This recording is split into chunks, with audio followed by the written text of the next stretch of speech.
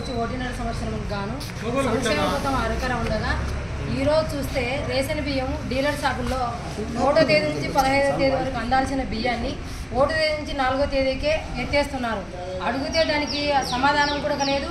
మళ్ళీ 20 కేజీలు కానీ ఎన్నైనా కానీ బియ్యం ఇస్తే దాంట్లో 2 కేజీలు 1.5 కేజీ తక్కువ ఉన్నాయి.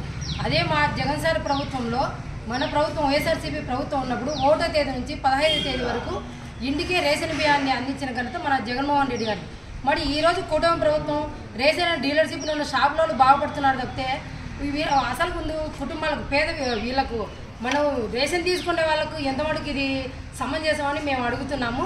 మరి రేషన్ 1వ తేదీ నుంచి 10వ తేదీ ఇవ్వాల్సినది 4వ తేదీకి ఎందుకు స్టాప్ చేస్తున్నారు? దాంట్లో ఎందుకు తక్కువ ఇస్తున్నారు?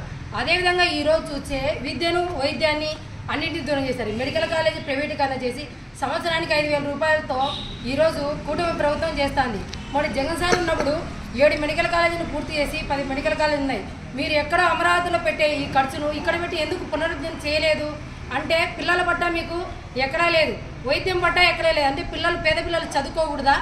మామూలుగా పేద మనుషులు ఎవరు వైద్యం చేయించుకోకూడదా? మరి ఫ్రీగా వచ్చే వైద్యాన్ని ఈరోజు కూటమి ప్రభుత్వం ఎందుకు ఈ విధంగా ప్రజలను మట్టుపెడుతుంది? మేము ఒకటే చెప్తున్నాం, ఏ ప్రభుత్వం ఉన్నా ఎవరికి ఎన్ని ఉన్నా కూడా మనం చేయాల్సింది ఏంటంటే ఏ ప్రభుత్వాలు ఉన్నా కూడా ప్రజాస్వామ్యంలో ప్రజలకు సంక్షేమ పద్ధతి సారథిలో ముందుకు పోవాలి, కానీ ఈ విధంగా చేయకూడదు అనేది మేము ఉద్దేశించి ఈరోజు డిమాండ్ చేస్తున్నాం.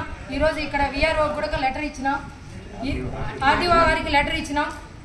ఈ రోజు నుంచి అయినా కూడా మీరు సక్రమంగా బియ్యం పంపిణీ 1వ తేదీ నుంచి 15వ తేదీ వరకు చేయాలని మేము మిమ్మల్ని కోరుకుంటున్నాం. లేదంటే ఇంకా ఈ ర్యాలీలు కావచ్చు, ఇంకోటి మనకు ప్రైవేటీకరణ మీద కావచ్చు, ఈ బియ్యం దాని మీద కావచ్చు, ర్యాలీలు కానీ నిరసనలు కానీ ఇంకా ఎక్కువగానే ఉంటాయి, తీవ్రంగానే ఉంటాయి.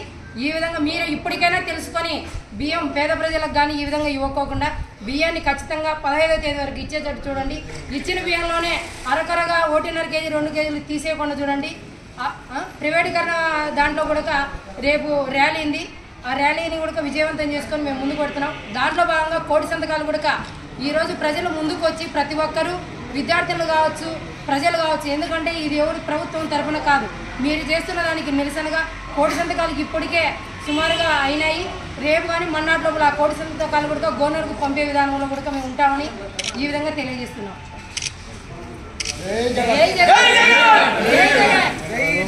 జై జగన్.